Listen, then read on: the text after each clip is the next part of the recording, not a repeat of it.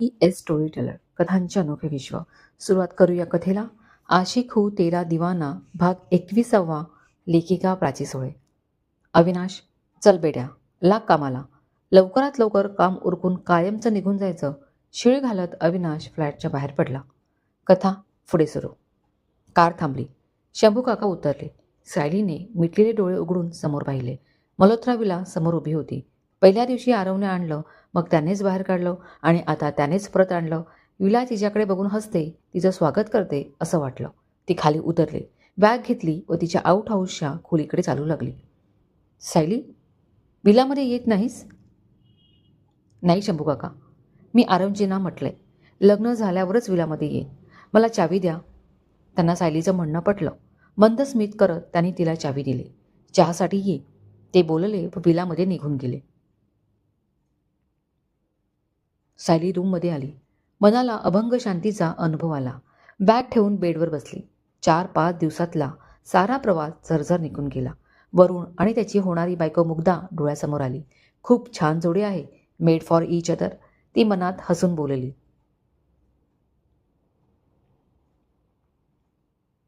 ये सायली, तुला बोलवायला पाठवणारच होतो. तिला दारात उभं पाहून शंभू काका म्हणाले. त्यांनी तिला चहाचा कप दिला.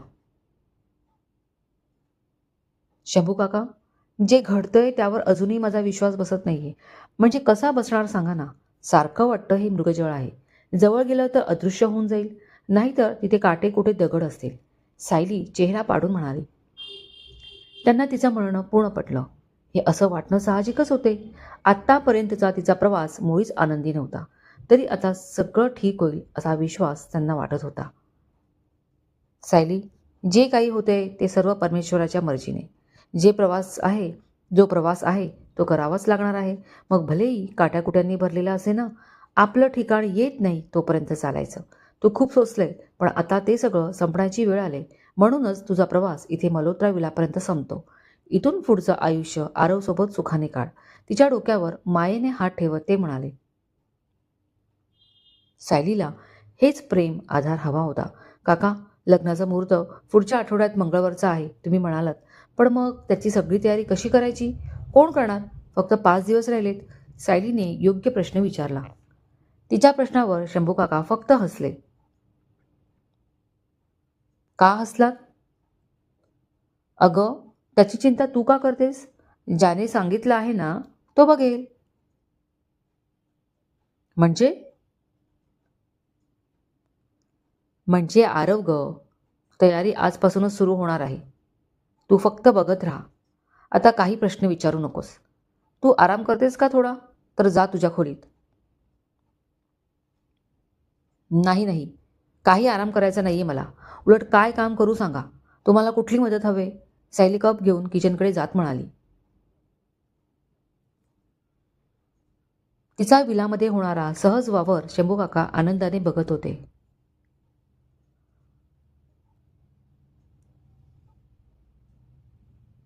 कुठून सुरुवात करावी याचा विचार करत अविनाश तिथल्या रस्त्यावरून फिरत होता. नताशाने सांगितलेल्या कामापेक्षा अधिक महत्त्वाचे त्याला नताशाची कुंडली काढणं गरजेचं वाटत होते.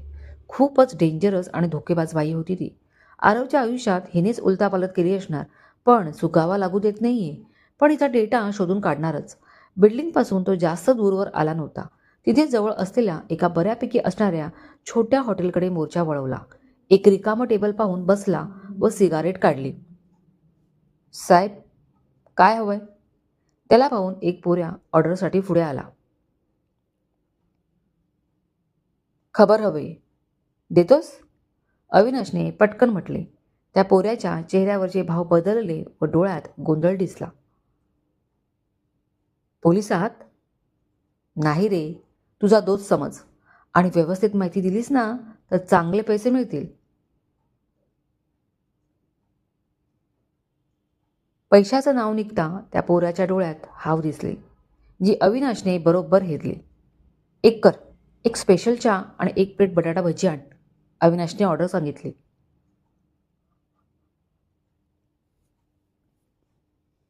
5-7 मिनिटात त्याची ऑर्डर आली. साहेब, काय माहिती हवी? त्याने लगेच विचारले. टोनीला ओळखतोस?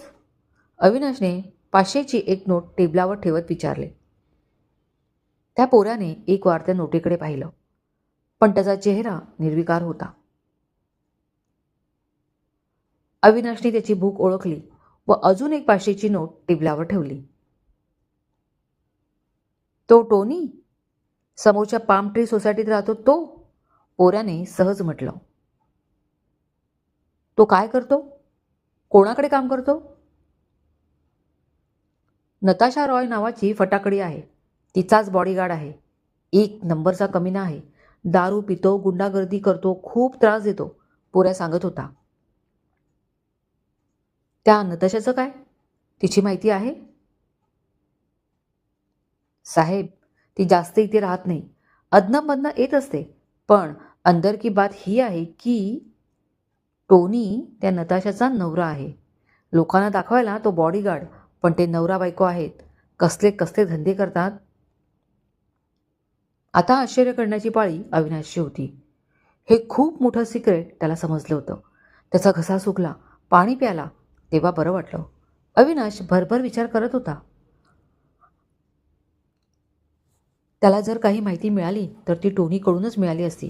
टोनीने अविनाशचा राग पाहिला होता. तो अविनाशी टरकून वागायचा. थोडा दमात घेतला तर बोलेल कदाचित. साहेब, साहेब, त्या पोराने आवाज दिला. हां. अविनाशने अजून एक 500ची नोट त्याला दिली. ठेव तुला. त्याचा चेहरा अजून खुलला. मग अविनाशने चहा आणि भजी आनंदात संपवले. त्याने विचारसुद्धा केला नव्हता की इतक्या झटक्यात त्याला एवढी मोठी मोलाची माहिती मिळेल. खुश होत तो पुढचा प्लॅन करू लागला. माहिती मिळेल तर ती टोनीकडूनच. टोनीला फूस लावून कुठेतरी लांब न्यायला हवं आणि सगळं काढून घ्यायला हवं. किंवा मधल्या वेळात टोनी कुठे जातो यावर लक्ष ठेवायला हवं. नक्कीच तो नताशाच्या घरी जात असावा. ठरलं तर टोनीला कुठे नेण्यापेक्षा तो कुठे जातो यावर लक्ष ठेवायचे आणि दोघांना रंगे हात पकडायचे. वाह, जाम मजा येणार. पैशांचा पाऊसच पाऊस. नताशाचं एकदा सिक्रेट कळलं की आरवलाच ती माहिती देऊन करोडो रुपये घ्यायचे आणि आपला ड्रीम देश लंडनला निघून जायचे. मग बसू दे आरवच्या कचाट्यात नताशाला. स्वतःच्या विचारावर अविनाश हसला आणि मजेत शीळ घालत फ्लॅटवर आला. हे, कुठे गेला होतास? इतका वेळ कुठे होतास? अविनाशला पाहून टोनीने गुरकावत विचारले.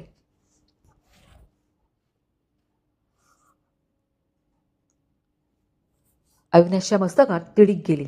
मनात आणलं असतं तर त्याने आरामात टोनीला लोळवलं असतं. टोनीचं जरी कमावलेलं शरीर असले तरी डोक्याने माठ हो जातो. तुझी बॉस येते तेव्हा तुला बाहेर हाकलून देते ना, मग लायकीत राहायचं अँड मला प्रश्न विचारायचे नाहीत. Got it? अविनाशने त्याच्या जखमीवर मिठच चोळलं. You bastard! चवताळून टोनी त्याच्या अंगावर धावून गेला, पण अविनाश आधीच तयार होता. एक हात लांब करून त्याने त्याचा गळा धरला. टोनी उंचीने त्याच्यापेक्षा थोडा कमी होता. पुन्हा असा माझ्यावर धावून आलास तर मान मोडून ठेवेन ना, सांगून ठेवतो. अविनाश त्यावर डोळे रागाने गरगर फिरवत म्हणाला. I will see you. Tony जोरात श्वास घेत बडबडला. मी 2 दिवस नाही येते. जर तू पळून गेलास तर मारला जाशील. एवढं बोलून टोनी बाहेरच्या खोलीत गेला. जा, कुठेही जा. तू जिथे जाशील तिथे मी तुझ्या पाठी असेल. अविनाश मनात हसला. गाडीचा हॉर्न वाजला आणि किचनमध्ये असलेल्या सायलीचं हृदय जोरात धडकलं. एक लाजेची लाली तिच्या गालावर चढली तर गोड शिरशिरी शरीरात भिनली. मनात असून सुद्धा तिला हॉलमध्ये येता येत नव्हते.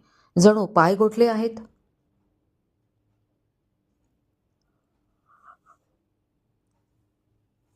आरव विलामध्ये आला. शंभू काका? त्याने येताच हाक मारले. शंभू काका बाहेर आले. शंभू काका, सायली?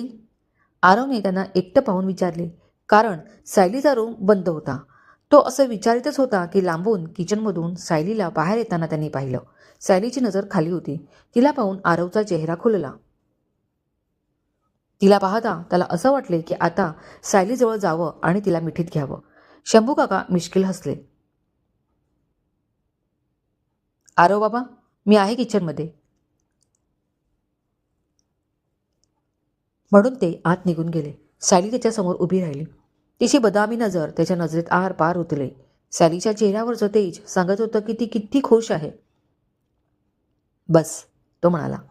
सॅली बसली आणि आरवही बसला. सॅली, तुला शंभू काकांनी सांगितलं असेल ना सगळं? हो, ती खाली पाहत म्हणाली. जो मुहूर्त काढलाय त्या मुहूर्तावर आपण कोर्ट मॅरेज करू. कोर्टची सगळी फॉर्मॅलिटी क्रिश करून घेईल. लग्नाचं शॉपिंग, तुला साडी, दागिने आणि मंगळसूत्र. आरव बोलत होता तो सॅलीचे डोळे भरले. थोड्याशा पैशासाठी तिच्या सख्ख्या काका काकीने तिला लुबाडलं. तिच्याशी कपट केले आणि ते कमी की काय एका वाईट मुलाबरोबर हात मिळवणी करून तिचं पार आयुष्य उद्ध्वस्त करायला निघाले. किती तो क्रूरपणा. आणि एक आरव आहे. खऱ्या प्रेमाच्या शोधात तो व्याकुळ झालाय. तिच्यासाठी सारं काही करायला तयार आहे. Hey, what happen? Are you crying? हो, रडते. किती आणि केवढं कराल? मी काहीच करू शकत नाहीये. सॅली अजूनच भाऊक झाली. करू शकतेस की? आरव म्हणाला. काय? माझ्यावर खूप प्रेम. जे प्रेम कधीच कमी होणार नाही आणि दूर जाणार नाही. आरव कातर आवाजात म्हणाला. सॅलीचे भरलेले डोळे हसले. गाल ब्रश झाले. ओठ थरथरले. आरवने काय मागितले तिच्याकडून? प्रेम. हो, या प्रेमाचाच तो भुकेला आहे. प्रत्येक वेळी प्रेमाने त्याला हुलकावणी दिली. पण आता नाही. जगातलं सारं सुख प्रेम त्याच्या पायाशी ठेवेल. मरेपर्यंत आरववर प्रेम करेल. सायली स्वतःची शपथ घेत होती. सायली, आरवच्या हाकेने ती भानावर आली. आणि क्षणात सायली त्याच्या पायाजवळ झुकली. त्याच्या पायांना स्पर्श केला. तिला असं करताना पाहून आरव चमकला. लगेच तिच्या खांद्याला धरून त्याने तिला उठवलं. हे काय करतेस? आपल्या संस्कृतीमध्ये पतीच्या पाया पडणं येतं. ती हळूच हसून बोलली. लाख मुलाचं ती बोलली आणि आता या क्षणी तिला उचलून असावं असं आरवला झालं.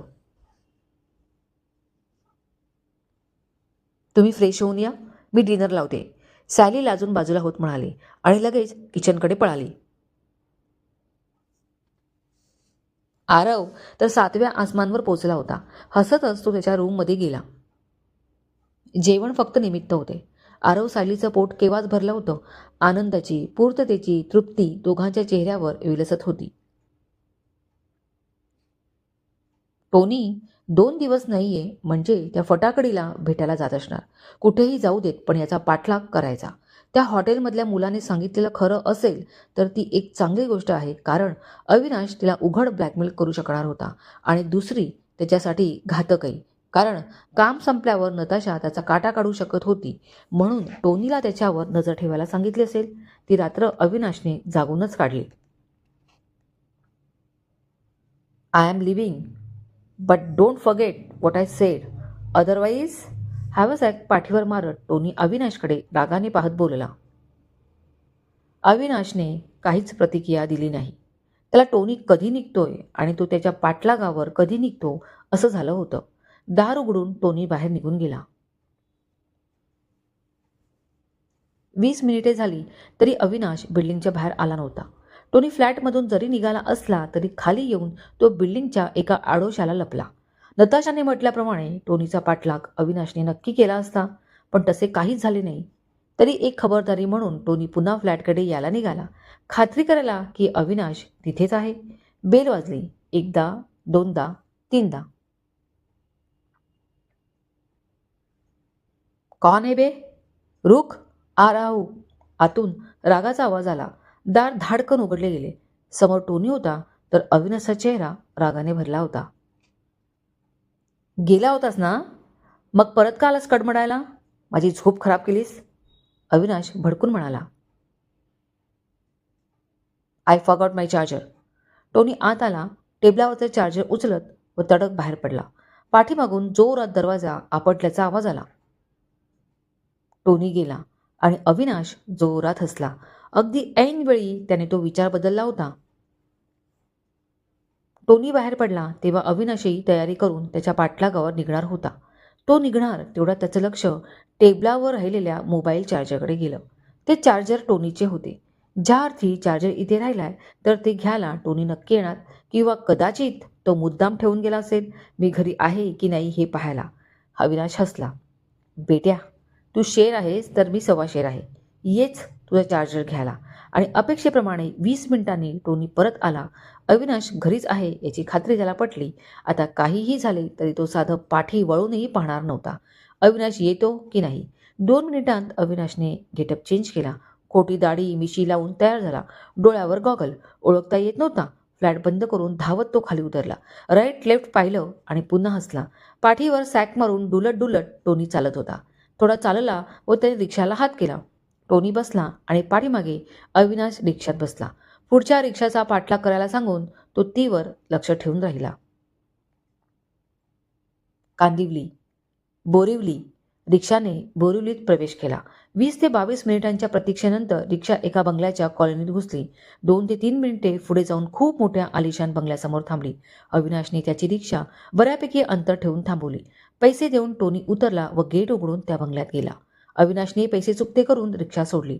5 मिनिटे थांबून त्याने चालायला सुरुवात केली. अगदी सराईतपणे तो चालत होता. त्या बंगल्यासमोरून गेला, पण तिकडे पाहिलेसुद्धा नाही. तिथल्या बंगल्याचा त्याने अंदाज घेतला. प्रत्येक बंगल्यात किती जागा आहे पाहिलं. झाडे झुडपे लपण्यासाठी योग्य जागा, सारं काही स्कॅन केलं. रात्री सारं सामसूम झाल्यावर तो परत येणार होता. Mission Natasha Tony. आता त्याला लंडनला जाण्याची खूप घाई झाली होती. मस्त शिळ घालत तो तिथून बाहेर आला. रस्ता निर्मनुष्य होण्याची फक्त आता वाट पाहायची होती. क्रमश. कथेचे हक्क लेखिकेकडे पूर्णतः सुरक्षित. कथा लिखित आणि आवाज प्राची सोळे. धन्यवाद.